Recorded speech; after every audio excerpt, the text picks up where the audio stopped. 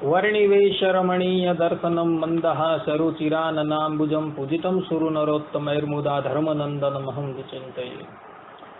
असतो मा षड्गमय तमसो मा ज्योतिर्गमय मृत्युर्मा अमृतं गमय। ओम शांति शांति शांति।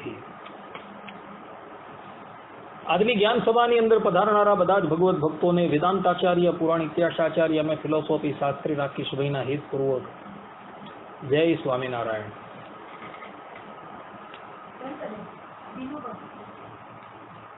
ગયા વખતની જ્ઞાન સભાની અંદર આપણે બધા શરણાગતિના જે 6 લક્ષણ આનુકૂલ્યસ્ય સંકલ્પઃ પ્રાતિકૂલ્યસ્ય વર્જનમ रक्षिष्यति इति विश्वासो गोप्तृत्व वर्णम तथा आत्मनिक्षेप कार्पण्ये षड्विधा शरणागति। आ शरणागति बात करता था ने एनी अंदर प्रथम प्रातिकूल्यस्य अने आनुकूल्यस्य आ बे मुद्दाओनी चर्चा करता था। अने एमा पण खास करीने प्रातिकूल्यस्य वर्जनम के भगवाननी आज्ञानी विरुद्ध क्यारेय पण वर्तवुं नहीं એ વાત કરતા।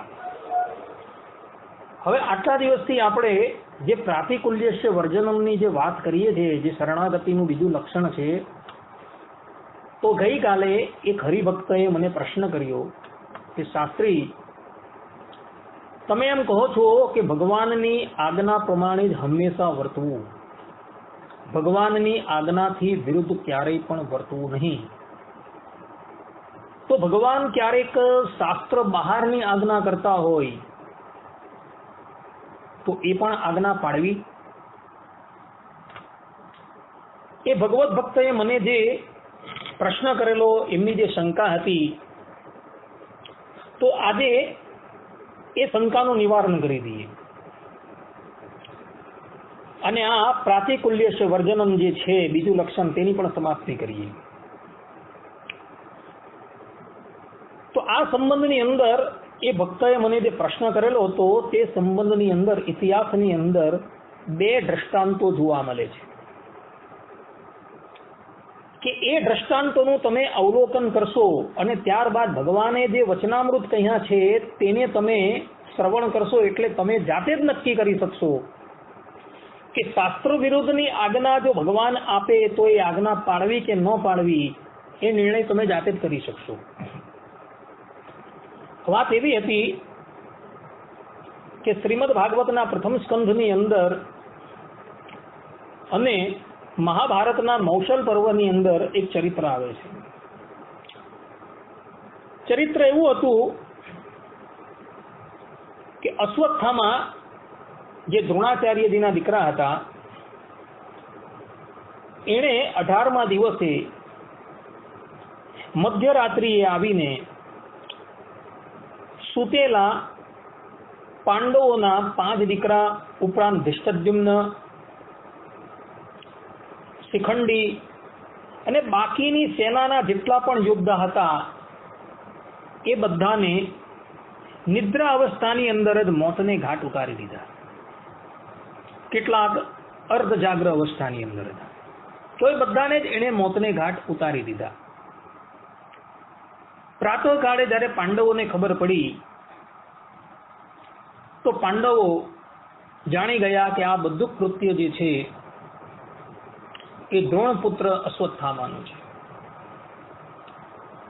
हवे आ तरफ द्रौपदीए प्रतिज्ञा करी कि ज्यां लगीन मारा पुत्रोने मारनारा हत्याराने तमे मारी सन्मुख उपस्थित न करशो त्यां लगीन हूँ अन्न ने जल जे छे ए ग्रहण न करीश। पांडवो अश्वत्थामानी शोध करता थका व्यास नारायणनो जे आश्रम जे छे त्यां लगीन पहोंची गया अने व्यास नारायणना आश्रमनी अंदर आ अश्वत्थामा जे हतो ए छुपायेलो हतो। पांडवोए जईने अश्वत्थामानो पराभव कर्यो अने एने दोरडेथी बांधीने भगवान श्री कृष्ण अने द्रौपदीनी सन्मुख उपस्थित करवामां आव्यो। ત્યારે ભગવાન શ્રી કૃષ્ણ અર્જુનજીને આજ્ઞા આપે છે કે અર્જુન, તારા બાળકોને મારનાર આ અશ્વત્થામા જે છે એ આતતાયી છે. કારણ કે 8 પ્રકારના આતતાયીઓ શાસ્ત્રોની અંદર કહેવામાં આવેલા છે. એમાં એક આતતાયી એ છે કે જે બ્રાહ્મણ જે છે એ શસ્ત્ર લઈને જો મારવા માટે આવતો હોય ને તો એવા બ્રાહ્મણનો વધ કરી દેવો. વળી આ અશ્વત્થામા જે છે બ્રાહ્મણ છે. અને બીજું આતતાયીનું લક્ષણ છે કે ભાઈ જે આગ લગાનારો હોય, એટલે કે ભાઈ બાળીને મારનારો હોય, એ પણ આતતાયી કહેવાય. આ અશ્વત્થામા જે છે એણે રાત્રિને વિશે આવી તમારા બધા યોદ્ધાઓને મોતને ઘાટ ઉતારી દીધા અને સમસ્ત શિબિરને આગ લગાડી દીધેલી હતી. એટલે આ આતતાયી છે, માટે આનો વધ કરી દીધો. અર્જુનજી ગીતા જ્ઞાની એ તો ભગવાન શ્રી કૃષ્ણની આ આજ્ઞા સાંભળીને આશ્ચર્યચકિત થઈ ગયા. કારણ કે શાસ્ત્રોની અંદર એ જ પરબ્રહ્મ પરમાત્મા ભગવાન શ્રી કૃષ્ણએ કહ્યું છે કે બ્રાહ્મણ જે છે એ ગમે એટલા વાંકની અંદર આવે છતાં પણ એને મૃત્યુદંડની સજા ન આપવી. અર્જુનજી વિચાર કરવા લાગ્યા કે શ્રુતિ અને સ્મૃતિ જે છે, કે જે શ્રુતિ એટલે કે વેદ અને સ્મૃતિ એટલે કે ધર્મશાસ્ત્ર, એ જેના નિશ્વાસ રૂપ છે,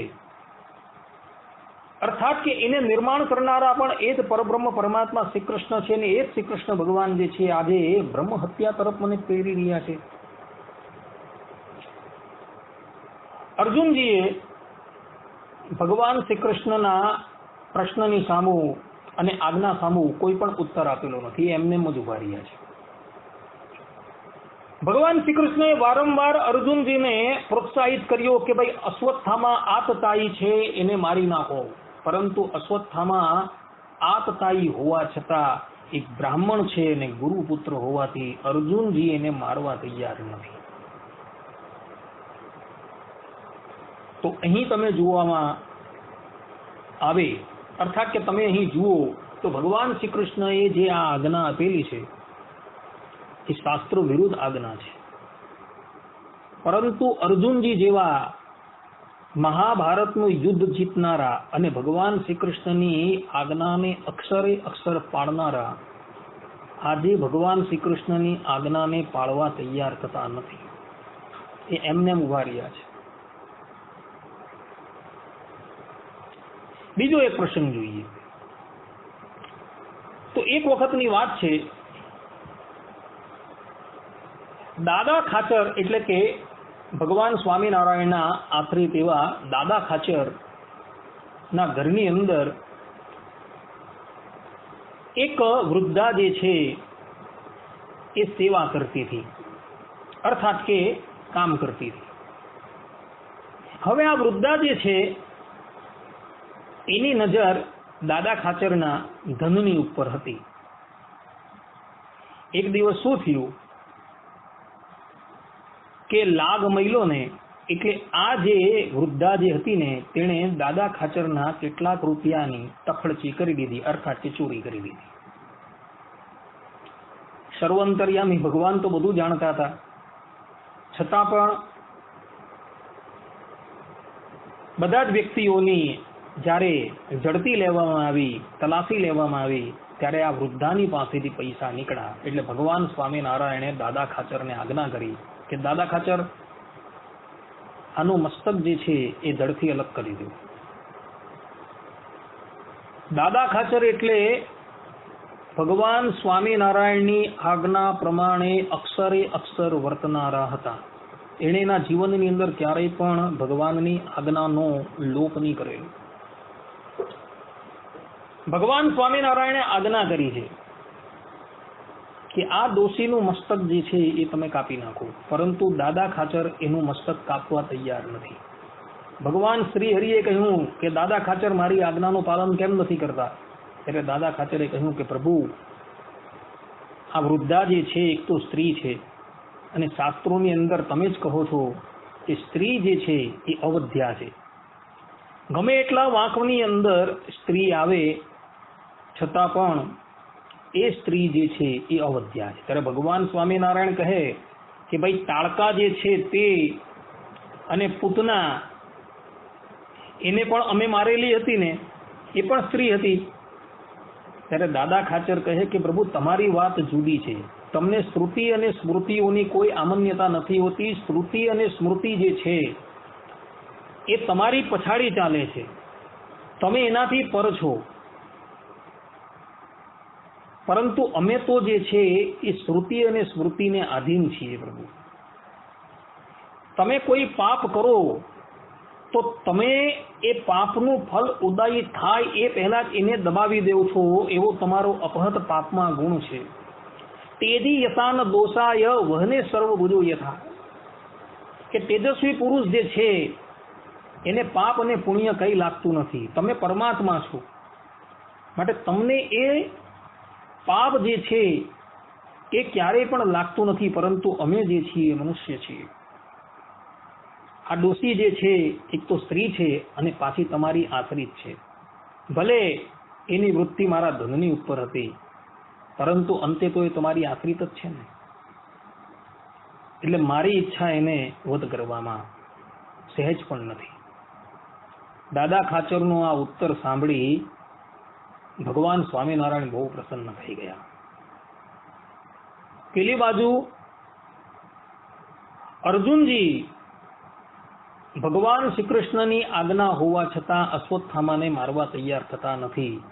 ભગવાને ઘણી વખત કહ્યું, પરંતુ અર્જુનજીનો હાથ જે છે એ ખડક પર જતો નથી. ભગવાન શ્રી કૃષ્ણ અર્જુનજીની આ નિષ્ઠા જોઈને બહુ પ્રસન્ન થઈ ગયા અને અર્જુનજીને કહ્યું કે દ્રૌપદી જે છે એ અન્ન અને જલનો ત્યાગ કરીને બેઠેલી છે, માટે બ્રાહ્મણ જે છે એ બ્રાહ્મણ કદાચ કોઈ મોટા વાંકની અંદર આવી જાય તો એને અપમાનિત કરીને તમે કાઢી મૂકો, એ પણ એનો વધ થયેલો જ કહેવાય. માટે તમે અશ્વત્થામાને અપમાનિત કરીને કાઢી મૂકો એટલે એનો વધ થઈ જશે અને દ્રૌપદીની પ્રતિજ્ઞા પણ સચવાઈ રહેશે. ભગવાનની જ્યાં આજ્ઞા થઈ ત્યાં અર્જુનજીએ અશ્વત્થામાના મસ્તકની ઉપર જે મણી હતો એ મણીને પોતાના ખડકથી કાઢી લીધો અને એને અપમાનિત કરીને કાઢી મૂક્યો. કહેવાનું તાત્પર્ય એ કે ભગવાન પણ હોય અને કોઈ વખત ભક્તોની પરીક્ષા લેવા માટે શાસ્ત્રો વિરુદ્ધ જો આજ્ઞા આપતા હોય તો એ આજ્ઞાનું પાલન ક્યારેય પણ ન કરવું. આ બાબતનો ઉલ્લેખ ભગવાન સ્વામિનારાયણે પોતે લોયાના 6 વચનામૃતમાં કરેલો છે. ત્યાં ભગવાન સ્વામિનારાયણ જે છે એ પોતે પ્રશ્ન કરે છે કે જેણે કરીને ભગવાન રાજી થતા હોય તો પણ તે કરવું નહીં, અને જેણે કરીને ભગવાન કુરાજી થતા હોય તો પણ તે કરવું, એવું તે શું છે? પછી એનો ઉત્તર પણ પોતે જ કર્યો, જે અમે કોઈક વચન કહીએ ને તેમાં જો અધર્મ જેવું હોય તો તેને વિશે ચીરકારી થવું, કહેતા તેમાં ઘણીક વાર લગાડવી, પરંતુ તુરત માનવું નહીં. જેમ શ્રી કૃષ્ણ ભગવાને અર્જુનને કહ્યું, જે અશ્વત્થામાનું માથું કાપી નાખો, પછી તે વચન અર્જુનજીએ ન માન્યું, તેમ એવી રીતનું જે વચન તેમાં અમે રાજી થતા હોઈએ તો પણ ન માનવું, તથા પંચવર્તમાન સંબંધી જે નિયમ કહ્યા છે તેમાંથી જેણે કરીને ભંગ થતો હોય એવું જે વચન તે ન માનવું.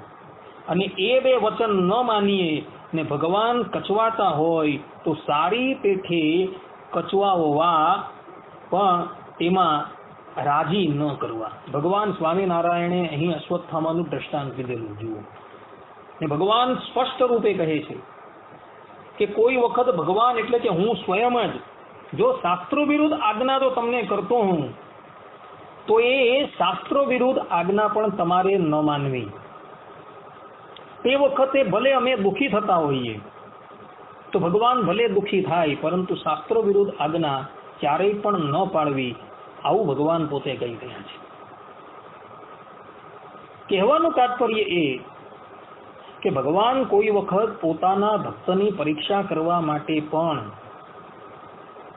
પોતાના ભક્તજનને શાસ્ત્ર વિરોધ ઉપદેશ આપતા હોય છે અને શાસ્ત્ર વિરોધ આજ્ઞા કરતા હોય છે, પરંતુ સમજણવાળા ભક્ત હોય ને એ ભગવાનની એ આજ્ઞા જે છે એ ક્યારેય પણ માનતા નથી.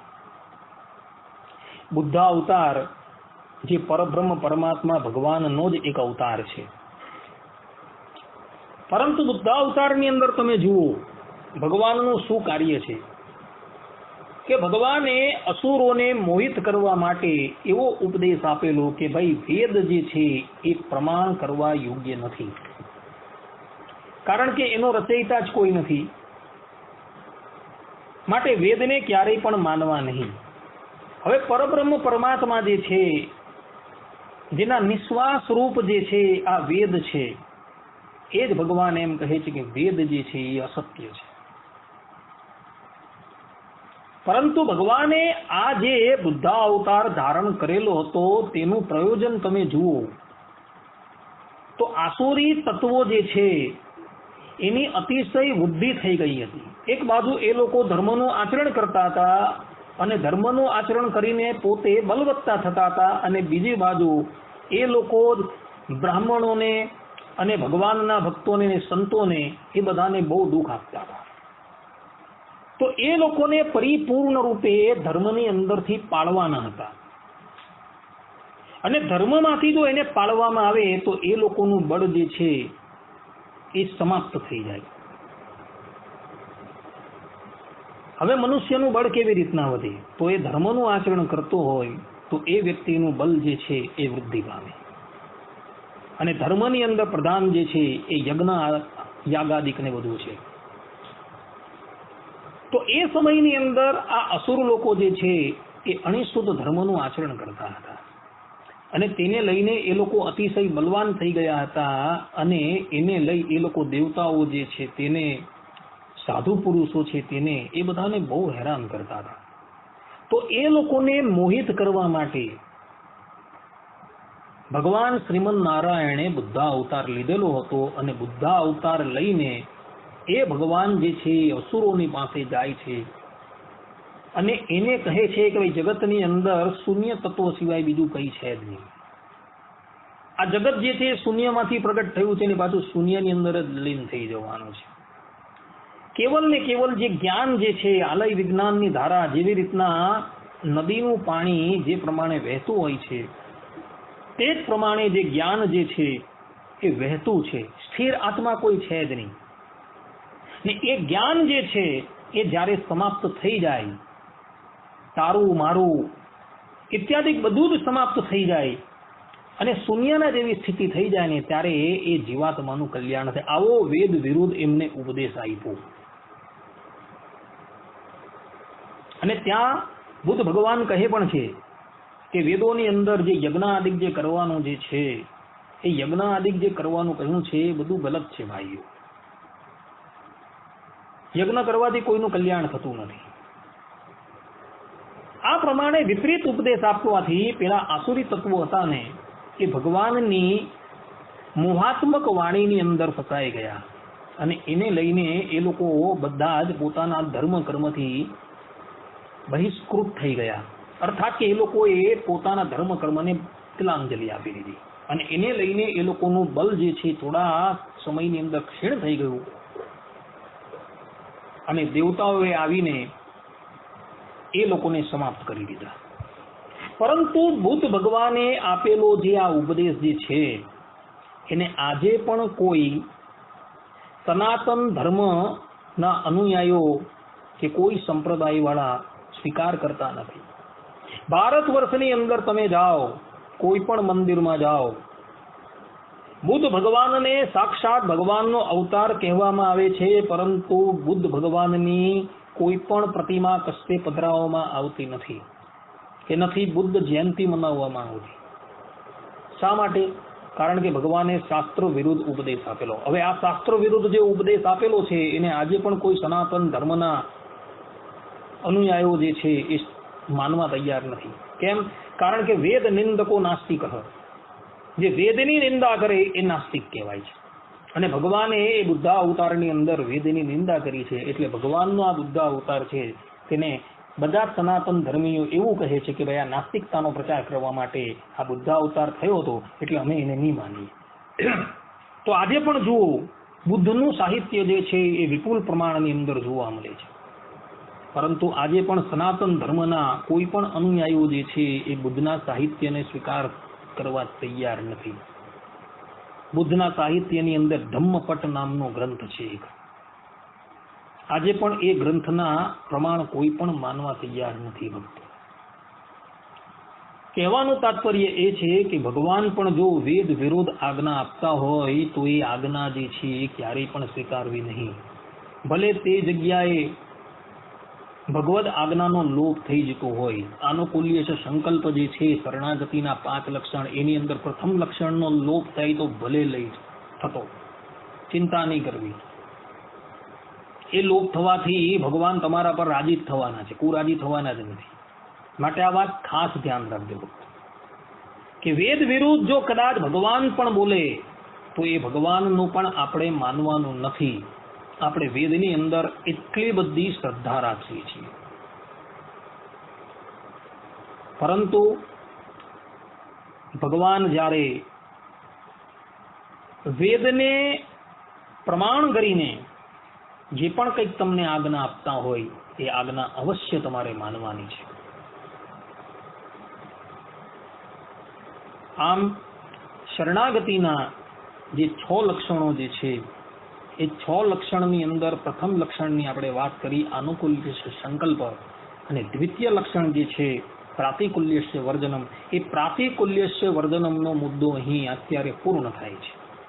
પેલા ભાઈ જે સભાની અંદર બેઠા છે એમની પણ શંકાનું નિવારણ આની સાથે થઈ જાય છે, ને થઈ જ ગયું હશે. શાસ્ત્રોના પ્રમાણથી આપણે વાત કરી છે.